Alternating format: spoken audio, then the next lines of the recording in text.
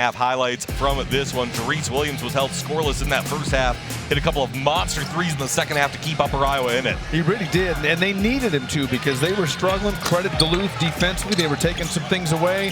Therese did it from both corners after kind of struggling early on, but that was a spark they needed offensively to be able to keep themselves in it.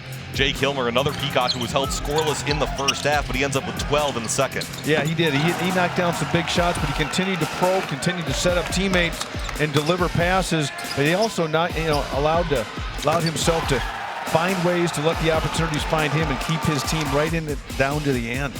Joshua Brown was absolutely huge down the stretch, including a clutch three late to push the lead to 6. Well, I said this during the broadcast. I thought Blair and Brown became the focal points of the offense, and not from the standpoint of they had to take every shot, but they ran the offense through them. Brown could get into the paint. Blair, what can you say about the numbers he put up today? Here you see his step back, but Brown and Blair, that was the answer when Andrews was not available.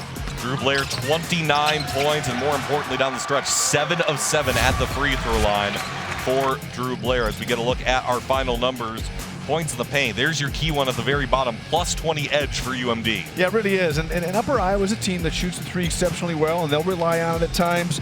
And, they ended up 10 of 24, so why not, continue to take those shots? But that's the recognition of Duluth. They're 3 of 19, so they didn't sit on it. They said, let's pound it in the paint and let's get high percentage looks. That's what it took to be able to get out of here with a W this afternoon. And as we mentioned, Upper Iowa's season isn't over. They will make the Central Region tournament, but again, they'll have to wait for the other results to see where exactly they're going to be placed in there. Minnesota Duluth, meanwhile, moving on to the NSIC Tournament Championship for the first time in nearly 2 decades. Upper Iowa is 25-5. Minnesota Duluth now 25-4.